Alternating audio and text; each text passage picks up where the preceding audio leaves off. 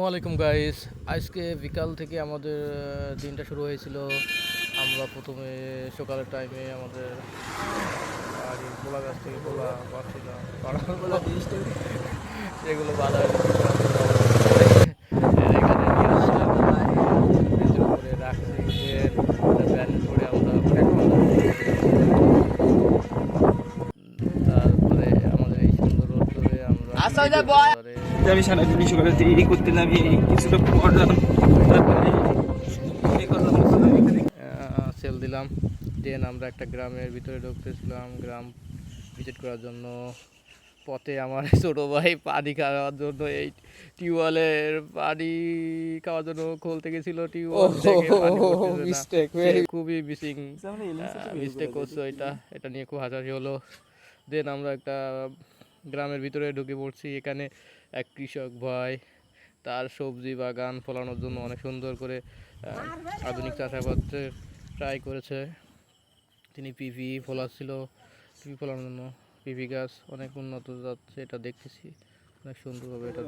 তারপর এখানে একটা সেচ কল ধান চাষ করার জন্য। অবশ্য বৃষ্টির সময় আমন ধানের ক্ষেত্রে তো আসলে এখন সেচের দরকার হয় না, আলাদা করে বৃষ্টির পানি যথেষ্ট। তারপর আমরা আরও একটি গ্রামের মধ্যে ঢুকছি, এটা আরও সবুজ অরণ্য। দেন আমরা এখানে কিছু আমরা এসেছিলাম এই গ্রামে, আমরা মিনি ট্রাভেল মতো আর কি আমাদের বাড়ির আশপাশগুলোকে ঘুরে দেখতেছিল দিচ্ছিল এবং কথা বলতেছিল। ওই যে আমাদের বাড়ির আশপাশ, আমাদের গ্রাম থেকে অন্য একটা গ্রাম, তার আলাদা গ্রাম অবশ্যই। দেন আমাদের গ্রাম থেকে বাইরে বাইরে আরেকটা গ্রাম শেষ করছি আমাদের বাড়ির গ্রামের আবার আমরা গ্রামের মেঠো পথ ধরে আরও সামনের দিকে আগাচ্ছি। এখানে অনেক সুন্দর একটা রোড। আমরা এখানে একটা বাড়ির ভিতরে যে এই ফুলের ছবিগুলো তোলার চেষ্টা করলাম সুন্দর মতো ভিডিওগ্রাফির মাধ্যমে। দেন এখানে এক চাষি ভাই, তিনি ঝাল গাছের চারা রোপণ করছে পলিথিন দিয়ে ঢেকায়। তার পলিথিনের এই যে ছিদ্র থেকে প্রতিটা ঝাল গাছ বের হয়েছে, এখানে অনেক সুন্দর। তারপরে দূরে একটা দেখলাম একটা পলিথিন দিয়ে শেড করা, তার নিচে কিছু সবজি চাষ করছে, এটা অনেক সুন্দর হয়েছিল। এখানে অনেক আগেকার সেই প্রাচীন কাঁচা মাটির দেয়ালের ঘর।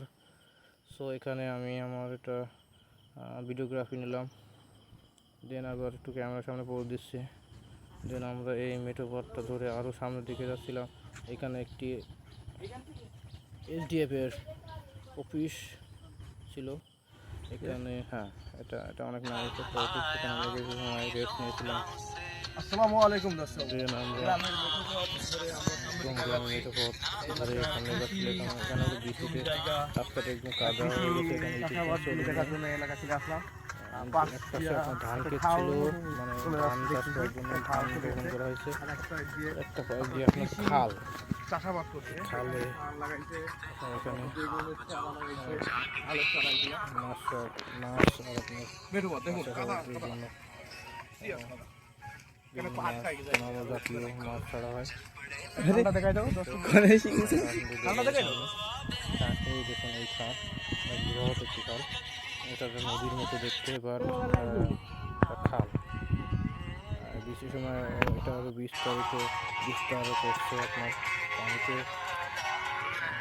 খাল ডুবে গেছিলো এবং এই জন্য খালের পরিধিও আপনার বৃদ্ধি পাইছে।